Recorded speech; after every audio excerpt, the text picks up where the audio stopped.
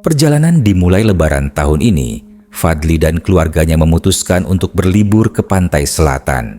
Mereka berangkat dari Surabaya menggunakan mobil pribadi bersama istrinya, Rina, dan anak mereka yang berusia 7 tahun, Adit. Semangat liburan begitu terasa. Mereka sudah menyiapkan bekal makanan, baju ganti, dan kamera untuk mengabadikan momen indah. Awalnya, perjalanan berjalan lancar. Jalan tol ramai dengan kendaraan pemudik, tetapi semuanya masih terkendali. Setelah keluar dari jalan tol dan memasuki jalur alternatif menuju pesisir selatan, suasana mulai berubah. Jalanan mulai sepi, hanya ada hutan dan perkebunan di kiri dan kanan. Langit yang tadinya cerah mulai tertutup awan gelap dan udara menjadi lebih dingin. Saat itulah Fadli mulai merasa ada sesuatu yang tidak beres. Dari kaca spion, ia melihat sesosok bayangan putih berdiri di pinggir jalan. Namun, saat ia menoleh untuk memastikan, sosok itu sudah menghilang. Jantungnya berdetak lebih cepat, tetapi ia mencoba mengabaikannya agar tidak menakuti Rina dan Adit. "Pak, kok aku merinding ya?" kata Rina tiba-tiba. Ia mengusap lengannya yang penuh dengan bulu kuduk yang berdiri. "Mungkin karena masuk daerah pegunungan. Udara di sini lebih dingin," jawab Fadli mencoba menenangkan. Adit yang duduk di kursi belakang tiba-tiba menangis. "Ayah, ada yang manggil-manggil namaku dari luar."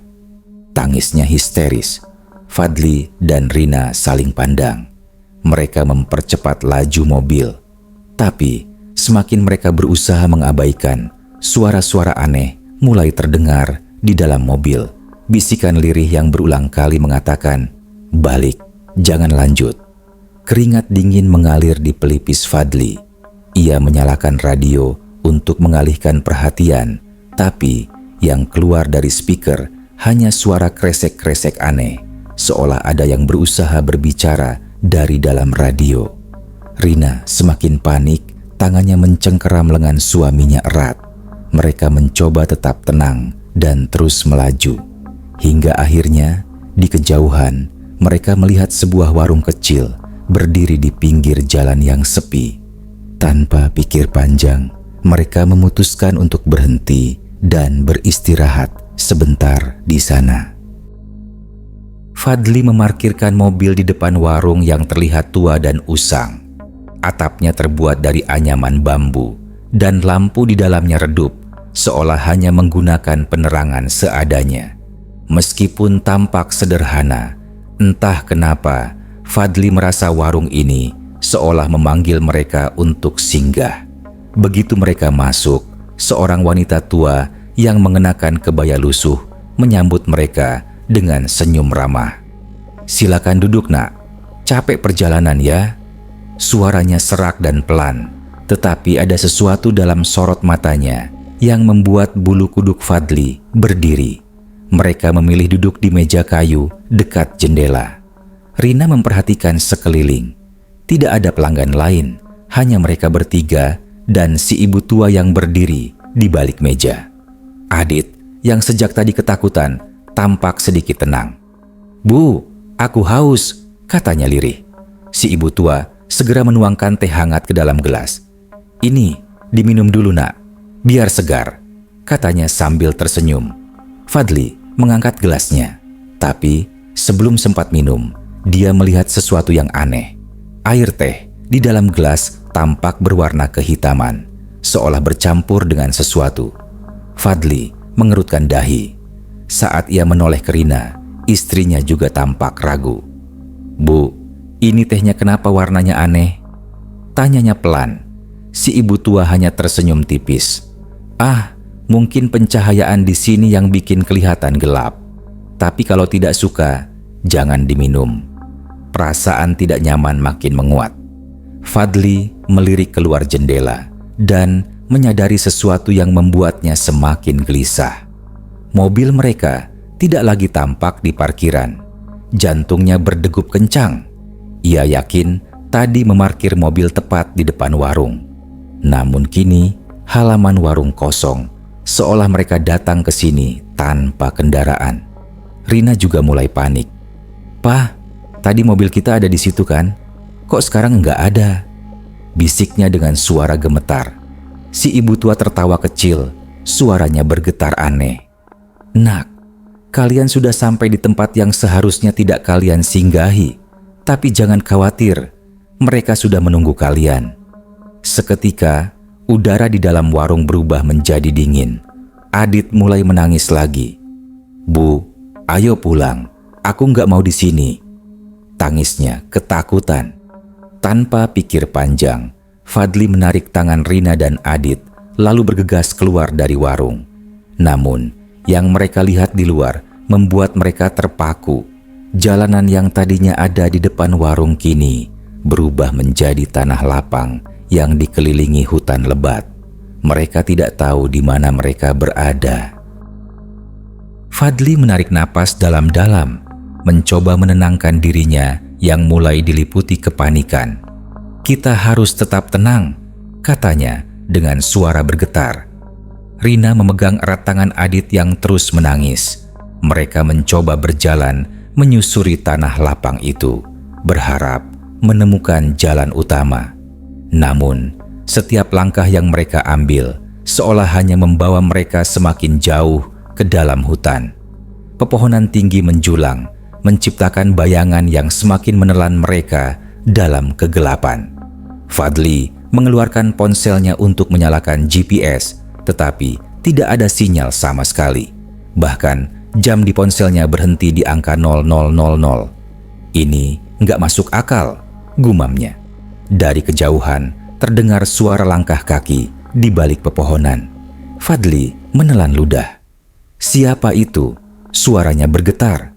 Tidak ada jawaban. Namun, suara langkah itu semakin mendekat. Rina menarik lengan Fadli. "Pak, kita harus pergi dari sini." Tiba-tiba, terdengar suara berbisik di telinga mereka. "Kalian tidak boleh pergi." Fadli langsung menggenggam tangan Rina dan Adit, berlari secepat mungkin tanpa menoleh ke belakang. Mereka berlari tanpa arah, hingga akhirnya mereka melihat cahaya terang di kejauhan. Tanpa pikir panjang, mereka terus berlari menuju cahaya itu. Perlahan, kabut yang menyelimuti mereka mulai menipis, dan mereka menemukan diri mereka berdiri di pinggir jalan. Mobil mereka ada di sana, utuh seperti sebelumnya. Namun, saat Fadli mencoba membuka pintu mobil, ia melihat sesuatu di kaca jendela.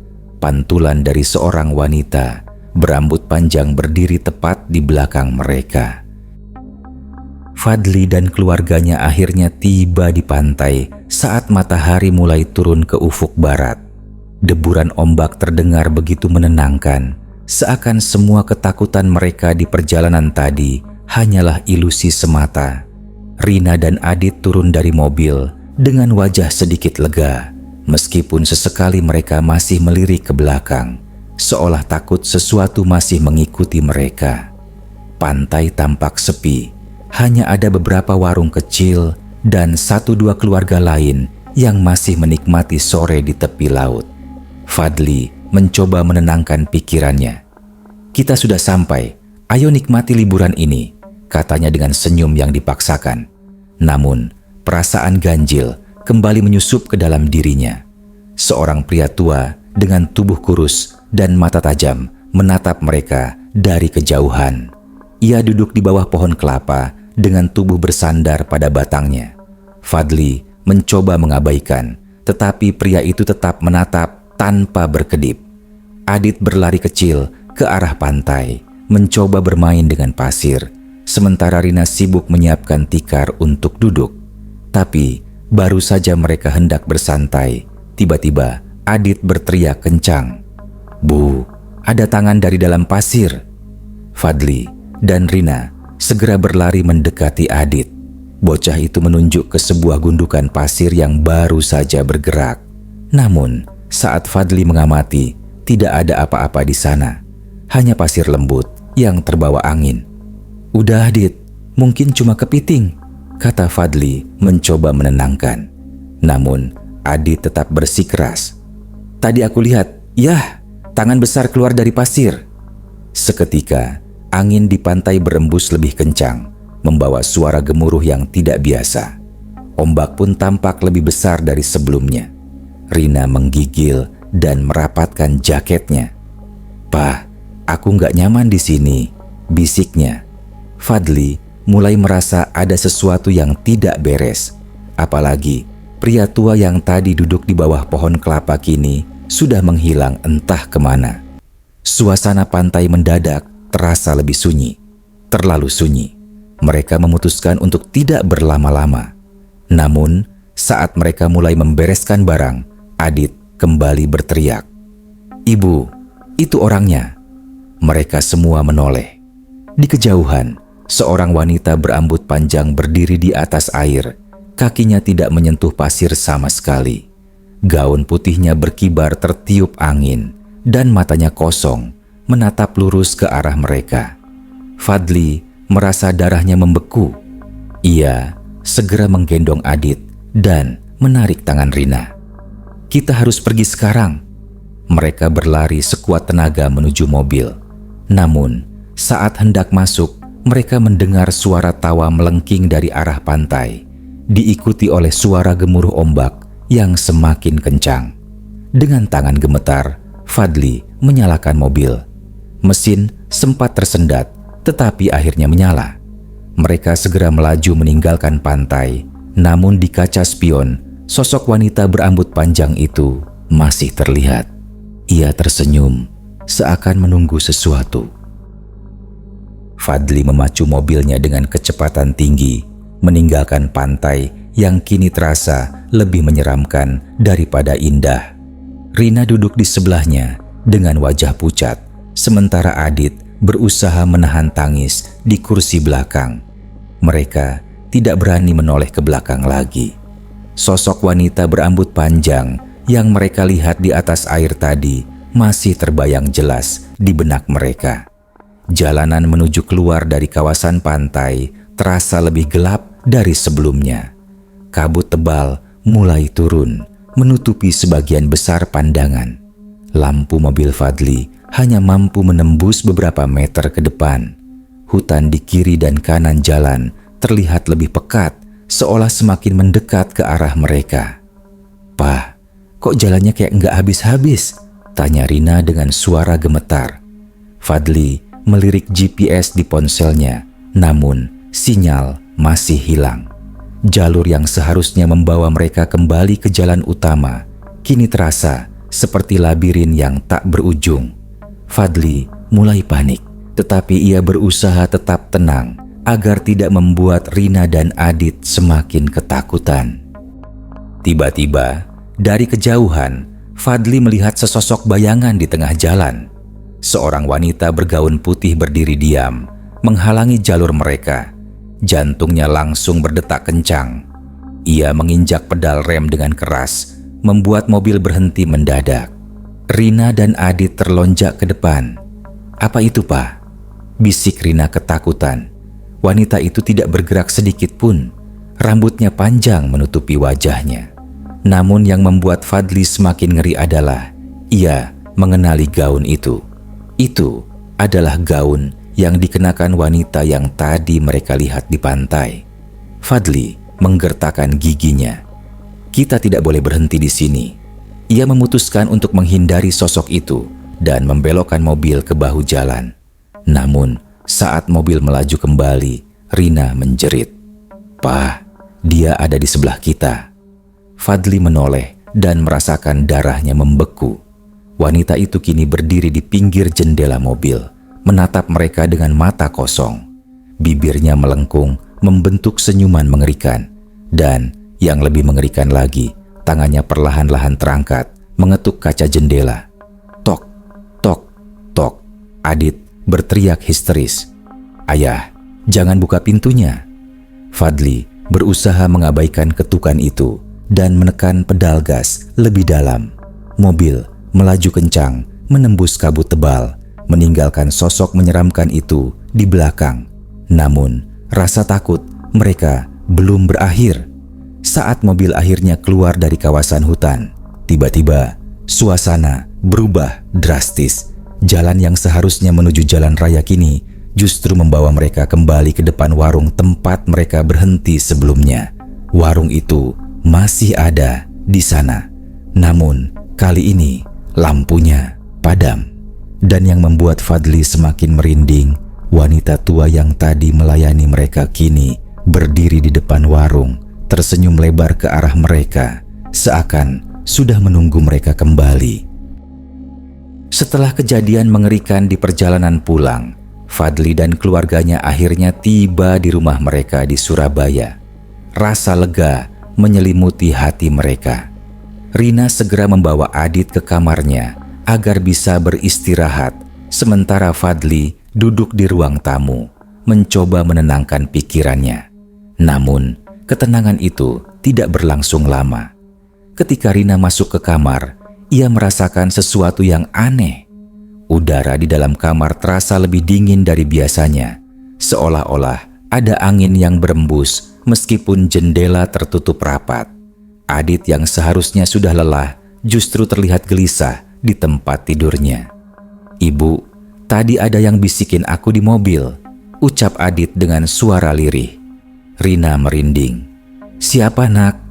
Adit menggigit bibirnya, seolah ragu untuk menjawab. "Aku nggak tahu, tapi suaranya perempuan, Bu. Dia bilang, kamu nggak boleh pulang." Jantung Rina berdegup kencang.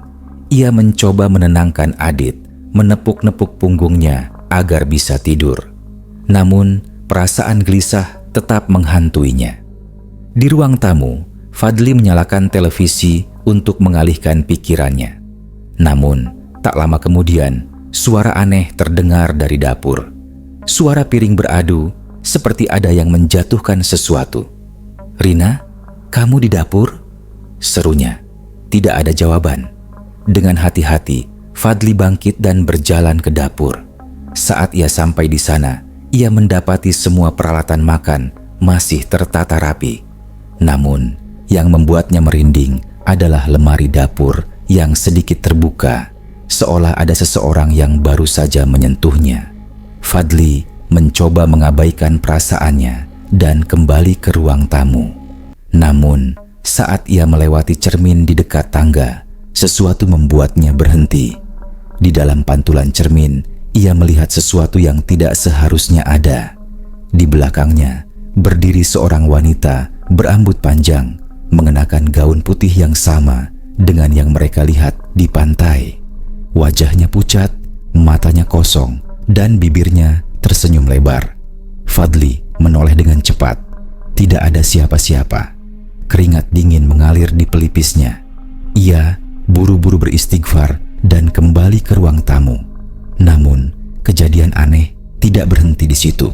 Lampu tiba-tiba berkedip-kedip dan suara ketukan terdengar dari pintu depan. Tok, tok, tok. Fadli dan Rina saling pandang. Siapa yang mengetuk pintu larut malam begini? Dengan tangan gemetar, Fadli berjalan ke arah pintu. Perlahan, ia mengintip melalui jendela kecil di samping pintu. Tapi, tidak ada siapa-siapa di luar. Namun, saat ia berbalik, suara ketukan terdengar lagi. Kali ini lebih keras. Tok, tok, tok. Fadli menahan napas. Kali ini ia tahu ada sesuatu yang ikut pulang bersama mereka. Sejak malam pertama mereka kembali dari pantai, gangguan aneh semakin sering terjadi di rumah. Bukan hanya suara ketukan di pintu, tapi juga suara langkah kaki di lantai atas, padahal semua sedang berada di bawah. Suara bisikan lirih sering terdengar di malam hari, membuat tidur Fadli dan Rina tidak pernah nyenyak. Adit juga semakin ketakutan. Bocah itu tidak mau tidur sendirian lagi. Ia berkali-kali terbangun sambil menangis, mengatakan bahwa ada seseorang yang duduk di sudut kamarnya. Saat Rina bertanya seperti apa orang itu, Adit hanya menjawab dengan suara bergetar, "Itu ibu yang di pantai." Mendengar itu, Rina langsung menggigil ketakutan. Ia tidak bisa menyangkal lagi bahwa ada sesuatu yang mengikut mereka pulang. Malam itu, Fadli akhirnya mengambil keputusan. Ia mengajak Rina dan Adit untuk menginap di rumah orang tuanya sementara waktu. Mereka tidak bisa lagi tinggal di rumah yang terasa semakin mencekam ini. Namun, sebelum mereka sempat berkemas, kejadian yang lebih mengerikan terjadi. Saat Fadli sedang mengemasi pakaian, ia mendengar suara Rina berteriak dari kamar mandi. Dengan cepat, ia berlari ke sana dan mendapati istrinya berdiri terpaku di depan cermin dengan wajah pucat. Saat Fadli menanyakan apa yang terjadi, Rina hanya menunjuk ke arah cermin dengan tangan gemetar. Di dalam cermin ada sesuatu yang tidak seharusnya ada. Tepat di belakang mereka, sosok wanita bergaun putih itu berdiri, tersenyum menyeringai. Rambutnya yang panjang menjuntai ke lantai, dan matanya yang kosong menatap lurus ke arah mereka. Fadli langsung menarik Rina keluar dari kamar mandi. Mereka berlari ke kamar untuk mengambil Adit, tetapi bocah itu sudah berdiri di depan pintu kamarnya sendiri. Matanya berkaca-kaca, bibirnya bergetar. "Ayah, ibu itu ada di kamarku." Jantung Fadli hampir berhenti berdetak. Dengan cepat, ia menggendong Adit dan menarik Rina keluar rumah.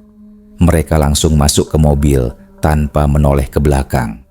Saat mobil melaju menjauh, Rina yang duduk di samping Fadli memberanikan diri untuk melihat ke kaca spion.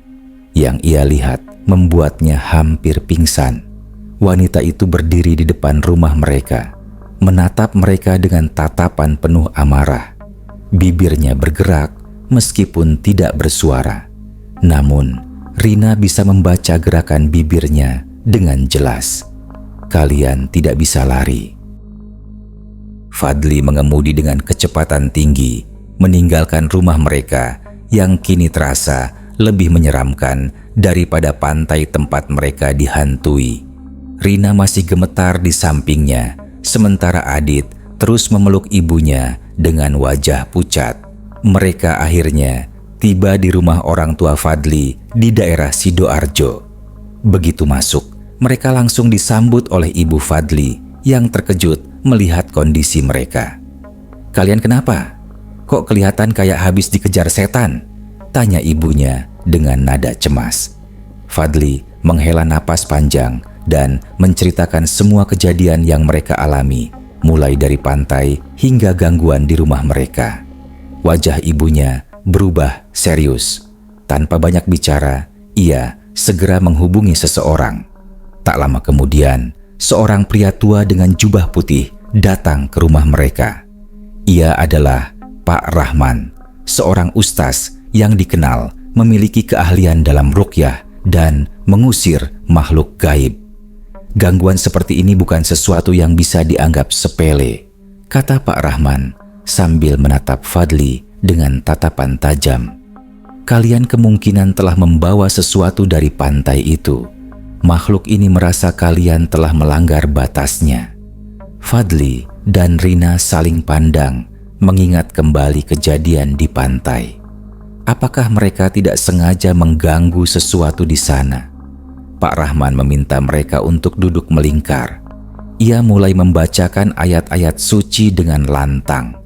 Begitu bacaan dimulai, Adit tiba-tiba menjerit histeris.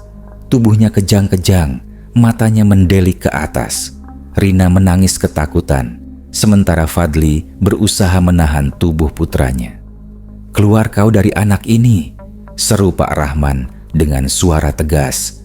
Adit mulai berbicara dengan suara yang bukan miliknya. Suaranya berat seperti suara seorang wanita tua. "Mereka tidak boleh pulang, mereka milikku." Pak Rahman terus membaca doa dengan lebih keras. Adit berteriak semakin kencang sebelum akhirnya tubuhnya lemas dan ia pingsan. Rina segera memeluknya sambil menangis. Pak Rahman mengusap keringatnya. "Makhluk itu masih belum pergi sepenuhnya. Besok pagi kita harus kembali ke pantai untuk menyelesaikan ini." Fadli merasa ngeri membayangkannya. Namun, ia tahu bahwa ini satu-satunya cara untuk mengakhiri teror ini. Kembali ke pantai pagi itu, Fadli dan keluarganya berangkat kembali ke pantai, ditemani Pak Rahman, sang ustaz yang kini memimpin perjalanan mereka. Dengan hati cemas dan perasaan gelisah, Fadli memacu mobilnya menuju tempat yang telah memberikan mereka begitu banyak ketakutan. "Jangan khawatir," kata Pak Rahman dengan suara tenang. "Kita akan mengatasi semua ini." Rina hanya mengangguk, meski jelas terlihat wajahnya masih penuh kecemasan. Adit, yang sebelumnya tampak lebih tenang, kembali gelisah di kursi belakang. Matanya berkeliling, seperti mencari sesuatu yang tak terlihat. Fadli melirik ke kaca spion dan melihat ekspresi Adit yang penuh ketakutan. Ia menatap jalanan dengan intens, seperti menunggu sesuatu yang buruk terjadi. Sesampainya di dekat pantai, kabut tebal kembali menyelimuti kawasan tersebut. Pantai yang seharusnya indah kini tampak suram dan menakutkan. Suara ombak yang biasanya menenangkan kini terdengar seperti suara rintihan yang menembus kesunyian. Pak Rahman menuntun mereka turun dari mobil dan mulai berjalan menuju tempat pertama kali mereka berhenti. Semakin dekat mereka ke bibir pantai, semakin berat udara yang mereka rasakan. Seakan ada sesuatu yang menahan mereka untuk maju lebih jauh. "Jangan berhenti, terus ikuti aku," kata Pak Rahman dengan tegas. Ini adalah tempat yang menjadi sumber dari semua teror ini. Mereka berjalan mengikuti Pak Rahman sampai akhirnya sampai di dekat batu besar tempat mereka pertama kali berhenti. Pak Rahman mulai membaca doa-doa yang terdengar berat dan dalam. Suaranya menggema di udara yang kental dengan aroma laut yang tidak biasa. Rina merasakan bulu kuduknya merinding. Ia menatap laut yang gelap, seolah ada sesuatu yang mengintip dari dalamnya. Angin mulai bertiup kencang, membawa suara-suara bisikan yang hampir tidak terdengar, namun cukup jelas untuk membuatnya semakin takut. Tiba-tiba, sesuatu bergerak di dekat batu besar itu. Rina menoleh dan melihat sosok wanita bergaun putih muncul dari dalam kabut. Wanita itu perlahan-lahan mendekati mereka dengan langkah yang sangat lambat. "Ini dia," kata Pak Rahman. Suaranya penuh dengan kekuatan. "Dia tidak akan membiarkan kalian pergi tanpa perlawanan." Fadli menahan napasnya. Sosok wanita itu semakin dekat, wajahnya yang pucat terlihat jelas. Mata kosongnya menatap mereka dengan kebencian yang mengerikan. Namun, Pak Rahman tidak mundur. Dengan suara yang keras, ia mengucapkan doa terakhir yang membuat bumi seakan bergetar. Sosok wanita itu tiba-tiba berhenti, tubuhnya terhuyung, dan wajahnya yang sebelumnya tenang berubah menjadi sangat marah. Pak Rahman melangkah maju dan mengangkat tangannya. Dengan satu gerakan yang sangat cepat, ia mengusir sosok itu dengan kekuatan spiritual yang luar biasa. Wanita itu terhuyung, berteriak, dan akhirnya lenyap ke dalam kabut. Fadli, Rina, dan Adit hanya bisa berdiri terdiam, merasakan angin yang tiba-tiba menghilang, meninggalkan mereka dalam keheningan yang menakutkan. "Sudah selesai," kata Pak Rahman. "Teror itu telah berakhir." Namun, meskipun mereka merasa lega, ada perasaan aneh yang tetap menghinggapi mereka. Sesuatu yang tak terlihat masih ada, mengintai dari kejauhan. Setelah kejadian di pantai, Fadli dan keluarganya merasa sedikit lebih tenang. Teror yang mereka alami tampaknya telah berakhir.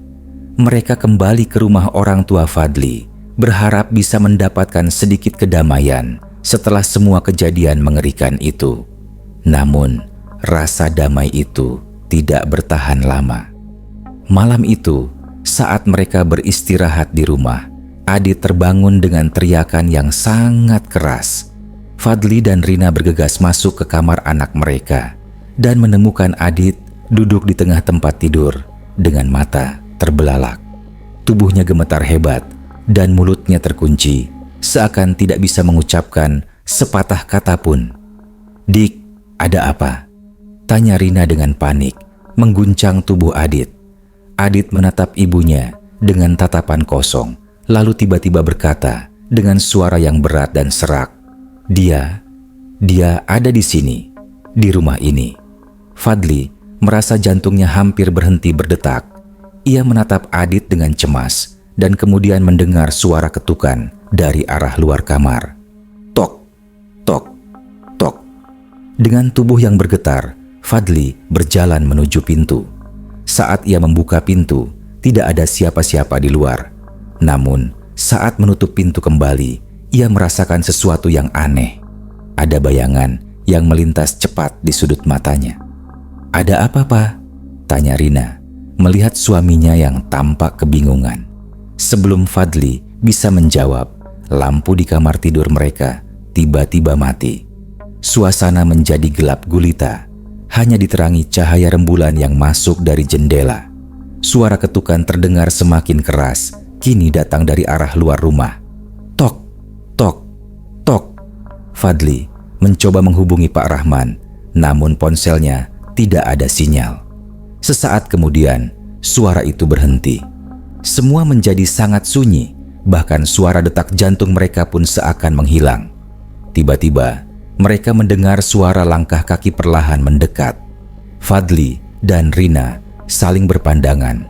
Rasa takut semakin membekap mereka. Kemudian, tanpa diduga, Adit berlari keluar dari kamar dengan mata yang kosong, seperti sedang tertarik oleh sesuatu yang tak terlihat. "Dik, Adit!" teriak Rina. Namun, Adit terus berlari keluar rumah, menuju ke halaman depan yang gelap. Fadli dan Rina mengejar anak mereka, namun langkah kaki Adit semakin cepat, seolah tak terkendali. Saat mereka sampai di halaman, Adit sudah berada di depan pintu gerbang, matanya menatap kosong keluar rumah. Di luar, sosok wanita bergaun putih itu berdiri di tengah jalan, menatap mereka dengan tatapan yang penuh kebencian. Tangan wanita itu terangkat, dan Adit seolah terdorong menuju sosok tersebut.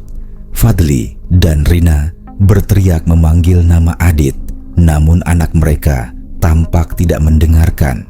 Sosok wanita itu perlahan-lahan melangkah maju dan semakin dekat dengan mereka. Namun, sebelum sosok itu bisa mencapai Adit, tiba-tiba terdengar suara keras yang memekakan telinga, seperti petir yang menyambar tanah. Sosok wanita itu terhuyung dan akhirnya menghilang ke dalam kabut yang datang begitu cepat. Fadli memeluk Adit erat-erat, sementara Rina menangis di samping mereka. Pak Rahman muncul di tengah kegelapan, berdiri di depan mereka dengan wajah yang penuh ketegasan. "Ada sesuatu yang lebih besar yang harus kalian hadapi," kata Pak Rahman. "Ini belum berakhir. Teror ini belum selesai." Setelah kejadian malam itu, Fadli dan Rina tidak lagi merasa aman meskipun mereka telah menghindari makhluk yang mengintai mereka. Pak Rahman tetap berada di rumah mereka, memantau setiap gerakan dan mendekatkan diri dengan Fadli dan keluarganya. Namun, Pak Rahman tahu bahwa ini bukanlah akhir dari semua teror yang mereka alami. Keesokan harinya, saat langit masih gelap, Pak Rahman membawa Fadli, Rina, dan Adit ke suatu tempat yang jauh lebih terpencil. Lokasi yang terletak jauh di dalam hutan, di ujung pantai. Di sana, Pak Rahman menjelaskan bahwa mereka harus menghadap ke sumber dari teror ini, bukan hanya sekadar mengusir roh yang menghantui mereka, tetapi mengatasi apa yang lebih kuat dan lebih berbahaya. Ada hal-hal di dunia ini yang tidak bisa dipahami oleh manusia biasa. Makhluk ini adalah salah satunya. Dia bukan sekadar roh, tapi kekuatan gelap yang berasal dari alam lain, kata Pak Rahman dengan tegas. Fadli merasa sangat cemas, tetapi ia tahu satu-satunya cara untuk mengakhiri semua teror ini adalah dengan mengikuti petunjuk Pak Rahman. Mereka berjalan masuk lebih dalam ke dalam hutan dengan langkah hati-hati.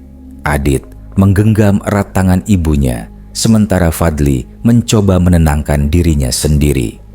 Ketika mereka sampai di sebuah gua besar di tepi hutan, Pak Rahman berhenti dan memberi instruksi terakhir. Kalian harus berdiri di sini tanpa bergerak. Doa ini hanya akan berhasil jika kalian semua bersatu dan tidak takut. Fadli menatap gua itu dengan rasa takut yang mendalam. Gua ini tampak sepi dan sangat gelap, tetapi ada sesuatu yang menggelitik hatinya. Mereka harus bertahan meskipun semua terasa sangat mencekam. Pak Rahman mulai melantunkan doa panjang yang penuh dengan kekuatan spiritual. Semakin lama doa itu terdengar, semakin Fadli merasa seperti ada kekuatan besar yang mengelilingi mereka. Angin berhembus kencang dan suara gemuruh mulai terdengar di dalam gua. Tanpa disadari, mereka pun mulai merasakan perubahan dalam suasana di sekitar mereka. Tiba-tiba, sosok wanita bergaun putih muncul di hadapan mereka. Wajahnya penuh kebencian dan amarah. Namun kali ini, Pak Rahman tidak mundur. Dengan lantang, ia mengucapkan doa terakhir dengan energi luar biasa. Wanita itu terhuyung dan dalam sekejap ia terhapus dari hadapan mereka. Kekuatan gelap yang menguasainya pun hilang begitu saja. Setelah semuanya selesai, Fadli dan keluarganya merasa sangat lelah namun lega. Teror yang menghantui mereka akhirnya berakhir. Mereka pulang dengan perasaan yang jauh lebih tenang, meskipun kenangan akan kejadian itu akan selalu menghantui mereka. Beberapa minggu setelah kejadian tersebut, Fadli dan keluarganya kembali ke rumah mereka di Surabaya. Mereka mulai menjalani kehidupan yang lebih normal, meskipun kadang-kadang mereka masih merasa cemas akan teror yang pernah menghantui mereka. Fadli memutuskan untuk lebih berhati-hati dalam setiap langkah mereka, dan ia juga lebih sering membawa keluarganya berdoa untuk menghindari segala kemungkinan buruk di masa depan. Pak Rahman terus memantau mereka, memastikan bahwa makhluk itu benar-benar telah pergi dan tidak ada yang akan kembali menghantui mereka. Namun, meskipun mereka merasa lebih aman, Fadli tak bisa menghilangkan perasaan aneh yang masih mengusik hatinya.